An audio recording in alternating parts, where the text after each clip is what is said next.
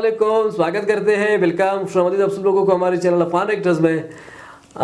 तो भाई साहब नया नहीं क्या कह सकते हैं वो, मतलब वीडियो अब नया अकेला ही बना रहा हूँ। बहुत ही डिफिकल्ट, बहुत ही अजीब लग रहा है। तो वीडियो लेकर आए हैं, अफगानी चाचा ने पाकिस्तानी के गुर्दे छील दिए। कैसे गुर्दे छील दिए भाई साहब। तो ये डीडी रेट वाले की वीडियो है, किसी ने भेजा तो सोचा इसको बना लेते हैं कि अफगानी चाचा ने क्या कहा है, ऐसा कि लोग हैरान हैं। और ये भाई साहब ने भी वीडियो लेकर आए, तो वॉच करते हैं। वीडियो को वॉच करने से पहले हमारे चैनल को सब्सक्राइब करें और बेल आइकन भी दबा दीजिए। तो प्ले करते हैं वीडियो में क्या है भाई साहब। Let's start.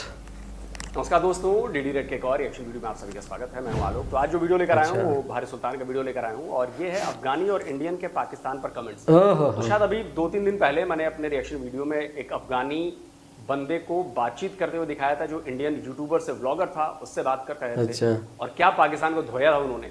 तो शायद उसी वीडियो पर ये चर्चा करने आए हैं हारिस भाई। तो चलिए देखते हैं कि क्या बातचीत। हारिस भाई कौन है? ऑलराइट मेरे प्यारे दोस्तों, मैं हूं हारिस सुल्तान। और जैसा कि हमारे बड़े बुजुर्ग कहते हैं कि कभी कभार ऐसा होता है कि जो खड्डा आप दूसरों के लिए खोदते हैं, कभी कभार उसके अंदर आप खुद गिर जाते हैं। और वो इस बात का सबूत होता है कि जो आपकी जो प्लानिंग होती है, जो आपकी चाल होती है, वो बड़ी बुरी चाल होती है। तो वीडियो भी मेरी नजर से गुजरी और मेरा ख्याल से इसके ऊपर बात करना बड़ा जरूरी है, क्योंकि जब ये होने वाला था, जब तालिबानों की हुकूमत पाकिस्तान पर नहीं आई थी, मैं तब से कह रहा हूँ, ये 15 अगस्त 2021 था या 22 था, जब 22 था मेरा ख्याल, जब तालिबानों की हुकूमत आई थी, जब काबुल गिर गया था और हमारे पाकिस्तान में बड़ी खुशियां मनाई थी। वजीर आजम ने कहा था, उस वक्त के वजीर आजम इमरान खान ने, वो गुलामी की जंजीरें तोड़ दी और हमने पूरे बड़ा उनको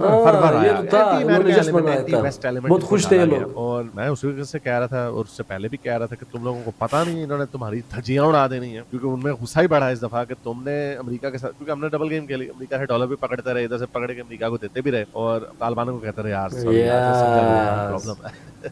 तो ये जो करो, ये सब कुछ है भाई। जो चक्र, ये जो चालें जो लोग चलते हैं, जो ज्यादा शनपति बनने की कोशिश करते हैं, तो फिर उनके साथ ऐसा ही होता है। अब आपको पता है कि पाकिस्तान में बार बार दहशतगर्दी के जो वाकयात है उनके अंदर बढ़ावा आ रहा है और उधर से ये वो लोग हैं जिनको हमने बड़े पाल पोस के हमने कहा हम तुम्हारे साथ हैं। अमेरिका के साथ भी 2 नंबर की, अब अमेरिका कह रहा हम तब मजे करो, और अमेरिका असला भी बहुत सारा छोड़ के गया वहां पे।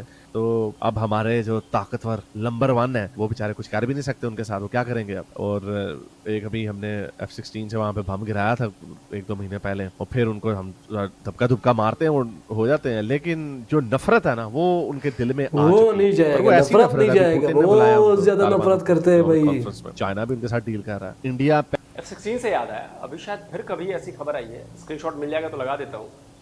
ईरान ने फिर से 4 पाकिस्तानियों को निपटा दिया। हाँ, ये हुआ था बॉर्डर पे, बलूचिस्तान के इलाके में शायद उन्होंने, ईरान ने फिर यस ये हुआ, 4 बंदे मारे थे उन्होंने। और पाकिस्तान एज यूजुअल क्या कर सकते हैं भाई, ऐसी उड़ती खबर मुझे शायद कहीं पढ़ा मैंने, ये सच है बिल्कुल, खबर पढ़ी मैंने। ये तो हालत पहले ऑब्वियसली एंटी तालिबान था, लेकिन अब इंडिया को वो कुछ कह ही नहीं रहे, क्योंकि एक तो इंडिया दूर है उनसे और दूसरा क्या पंगा लेने की जरूरत है भाई, जब वो आपको कुछ कह नहीं रहे तो क्या पंगा लेने की। तो जो हमारे जो छोटे भाई थे वो बड़ी हमसे अब नफरत करते हैं और आए दिन इनके मुज़ाकरात नाकाम होते रहते हैं। अभी हमारे एक मिनिस्टर ने जाना था, उसको रास्ते में कह दिया ओ भाई इधर ना आना, तुम्हारे साथ जंग लड़ने लगे और तुम हमारे साथ लोलोपोचो करने आ रहे हो। अब ये ड्रामेबाजी वैसे नहीं चलेगी। वहाँ पे सेंटीमेंट कैसा पाया जाता है, वो एक वीडियो मेरी नजर से गुजरी, आपके सामने शेयर करता हूँ, लेकिन आगे जाने से पहले वीडियो के साथ लाइक करें, शेयर करें, नीचे कमेंट्स में दिखाओ भाई।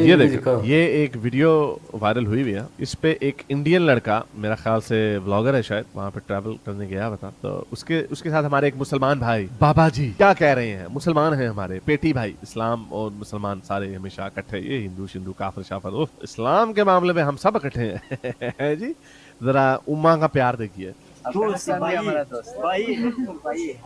कह रहे तुम इंडिया हमारा भाई ही है, इंसान हमारा दुश्मन है। तुम मारो इस तरफ, मैं मारता है, तुम क्यों आप एक रोड बना लो जहाँ तुम मारो या हम मारेंगे, मिल सकते है उस, तुम मारो इस तरफ, हम मारते हैं इंशाल्लाह, दुनिया से गुम करता है। उधर से इंडिया तुम मारो, इधर दुनिया से खत्म कर। मजे की बात है इंडिया ने आज तक हम पे हमला नहीं किया, जो हमारा अजली दुश्मन है, बचपन से हमें पढ़ाया गया वो दुश्मन है, वो इंडिया ने कभी पाकिस्तान के वजूद को ही तस्लीम नहीं किया, आज तक उन्होंने हमला नहीं किया। बांग्लादेश में भी जो हमने किया वो हमारी करतूत थी, वहाँ पे इतने बंगाली मारे कि लाखों वहां से जो बंगाली बेचारे वेस्ट बंगाल इंडिया में चले गए, तो इंडिया को कुछ ना कुछ तो करना ही था ना। एक ह्यूमन कैटास्ट्रोफी हो रही थी, उसको कहते हैं जीनोसाइड। 30 लाख बंगाली मारे हमने 71 में, 70 से 71 तक 30 लाख। जंग से पहले भी हम बहुत सारे मार चुके थे, उसको कहते हैं जीनोसाइड। ये जो 30,000 25,000 है, बल्कि अभी यूएन ने नंबर रिपीट कर दिया, 25,000 उधर गजा में मरे तो उसको 25,000 को जीनोसाइड बोलते हैं, उसको कहते हैं। तो इंडिया को कुछ ना कुछ तो करना था, लेकिन इंडिया ने कभी मेनलैंड पाकिस्तान पे कभी अटैक नहीं किया डायरेक्टली। तो वो आपके और 71 में भी हारिस भाई भारत ने तब अटैक किया जब पाकिस्तानी एयरफोर्स ने हमारे ऊपर, शायद 3 दिसंबर था, शायद 3 दिसंबर को पाकिस्तानी एयरफोर्स ने हमारे पूरे वेस्टर्न उस पे 11 एयरफील्ड्स थे उस पर अटैक किया, वहां पर बम बरसाए पाकिस्तानी एयरफोर्स ने। तो जब आपकी एयरफोर्स दूसरे देश में, हमारे देश में आकर बम बरसा के तो लाजमी बात है रिएक्शन होगा भाई, तब हमने फिर रिटेलिएशन में अटैक किया। रिएक्ट तो करेंगे भाई। तो उस अटैक की शुरुआत भी पाकिस्तान ने की थी। कि तालिबान भाइयों के पास आज ताकत हो ना, आपकी धज्जियां उड़ा दें। इंडिया के पास ताकत है लेकिन नहीं उड़ाई आपकी धज्जियां, पहले भी थी। कन्वेंशनली भी आपको काबू कर सकते हैं, लेकिन उनके पास ताकत है, लेकिन फिर भी कभी उन्होंने इस्तेमाल नहीं किया। तो ये आप लोगों का हाल है। सुनिए बाबा जी और क्या कह रहे हैं। तुम्हारा वज़ीर आज़म को बताओ कि अफगानिस्तान तुम्हारा साथ है। कहते हैं तुम्हारे जो प्राइम मिनिस्टर है उसको बताओ कि हम तुम्हारे साथ हैं। कोई पीछे से नहीं कह रहा, ये भी मुस्कुरा रहा है, ये भी मुस्कुरा रहा है। वो कह रहा है इंडिया में जाके बताओ लोगों को, बताओ उनको कि हम प्राइम मिनिस्टर को बताओ पाकिस्तान की ऐसी की तैसी। अनफॉर्चुनेटली ऐसे ही होता है कि जो लगाई बजाई इधर से उधर चालाकियां, चालाकोमासी जो ज्यादा बनता है उसके साथ ऐसे ही होता है। वेस्ट के साथ हमेशा 2 नंबरी की पाकिस्तान, हमेशा डॉलर पे पकड़ता रहे, उनकी पीठ में छुरा भी घूमता रहे। इंडिया को हमने हमें फजूल में दुश्मन बनाया हुआ था। तो देख लो भाई ये कर दिया सांप की आगे आंडिया ने लड़ाई करो हमसे इस तरफ की दुनिया से महव करेगा। दुनिया से खत्म कर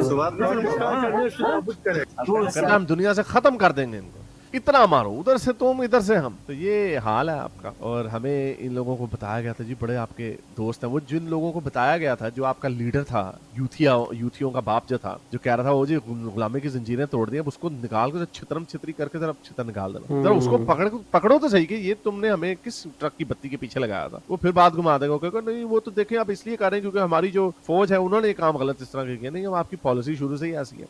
ये दरिंदे आपके दोस्त हो ही नहीं सकते। उनकी वैल्यूज हो रहे हैं, आपकी वैल्यूज हो रहे हैं, और इधर से इंडिया वालों की वैल्यूज हो रहे हैं। उनकी वैल्यूज औरतों को डंडे मार के अंदर घर में तुन के रखना है, कुने खोलना, उनको लड़कियों को स्कूल कॉलेज में ना भेजना, ये उनकी वैल्यूज हैं। वो आपसे नफरत इस वजह से करते हैं, वो इंडिया की मोहब्बत नहीं करते, वो आपसे नफरत इसलिए करते हैं क्योंकि वो एक तो आपकी पॉलिटिकल पॉलिसियां जो गंदी थी आपने मारे लोगों, दूसरा जो तालिबान है वो कहते हैं कि पाकिस्तान में कुफर का निजाम चल रहा है। इस्लाम आ गया ना बीच में फिर कि भाई ये और टीवी ड्रामे भी चल रहे हैं और अपने आप को इंडिया के साथ वहाँ के लोगों की रिलेशन है, एक रियलिटी है, मतलब लॉयल है। ऐसा नहीं है कि कोई किसी मकसद के लिए या किसी उसके लिए, किसी के नथरे में अगर खुशबू पड़ जाए ना तो जन्नत चले जाते हैं। हजरत उमर ने पुराने वक्तों में मस्जिद में तालीम होती थी, दीनी तालीम, उसको एक ही तालीम कर जाना। हजरत उमर ने औरतों को मस्जिद में जाना बैन कर दिया, जिसकी वजह से रिवायत पड़ी कि लड़कियों को पढ़ना लिखने की जरूरत नहीं। बताएं ना जरा कौन सी आपकी बड़ी स्कॉलर औरतें गुजरी हैं। हजरत आयशा की मिसाल देते हैं कि हजरत आयशा ने बड़ी हदीसें रिकॉर्ड की, वो प्राइवेट में उन्होंने करवा दी क्योंकि मजबूरी थी उनकी।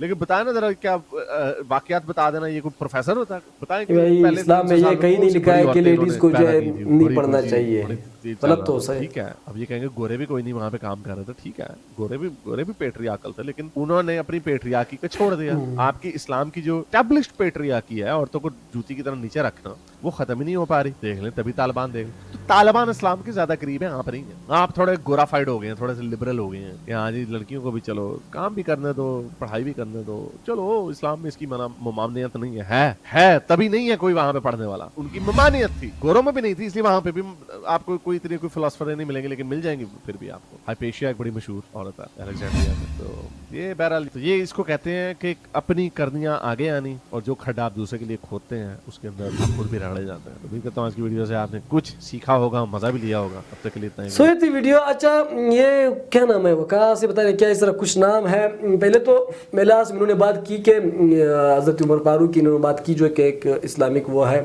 कि उन्होंने जो है क्या कहते हैं मस्जिद में लेडीज़ को बैन कर दी। ठीक है, बैन कर दी, लेकिन इसका ये मतलब नहीं हुआ कि उन्होंने ये कहा कि लेडीज़ को जो है एजुकेशन ना दो, लेडीज़ को पढ़ाओ नहीं, लिखाओ नहीं। अब तालिबान कर रहा है, कौन कह रहा है कि तालिबान सही कर रहा है? कोई मुस्लिम ये बताओ कि वो मुस्लिम एक बंदा मुझे कहा। अब तालिबान वो किस लिए कर रहा है, उसका एक अलग ही आइडियोलॉजी है, उनका अलग ही सोच है, वो क्यों ऐसा करना चाहते हैं, क्योंकि उनका ये मानना है कि इन पे प्रेशर पड़ेगा, जो मतलब यूरोपियन कंट्रीज़ है या बाकी जो ह्यूमन राइट्स खुद को कहते हैं उन पे प्रेशर पड़ेगा। अब तालिबान की ये सोच है, लेकिन हम तो चाहते हैं कि भाई अफगानिस्तान में एजुकेशन हो, लड़कियाँ भी पढ़े, जो मेल है वो भी पढ़े, फीमेल भी पढ़े, मतलब डॉक्टर्स हो, इंजीनियर हो, सब कुछ हो। एक तो ये बात। और दूसरी चाचा की बात करते हैं। चाचा ने जो है ऐसा नहीं है कि सिर्फ चाचा ही अफगानिस्तान में ये कहता है। अफगानिस्तान में आप किसी बच्चे से पूछो, आप किसी बूढ़े से पूछो, आप किसी जवान से पूछो, आप किसी से भी पूछो जो थोड़ा बहुत बुद्धि रखता हो, थोड़ा बहुत समझदार हो, वो आपको यही बातें करेगा जो चाचा ने की है। वो लोग इतनी नफरत करते हैं। अब वो नफरत क्यों करते हैं? उन्होंने तो यहाँ पे इन्होंने कुछ बातें की और कुछ तो नहीं है वैसे तो पहाड़ जैसे जितने रीजन्स है इसके कि भाई साहब वो लोग क्यों ऐसा करते हैं, क्यों उसके बारे में ऐसे सोचते हैं। तो ये बड़ी बड़ी मतलब अगर बंदा शुरू हो जाए तो घंटों में इसकी बहस ना ख़त्म हो, और मतलब बताता चलूँ तो बहुत सारा टाइम जाएगा।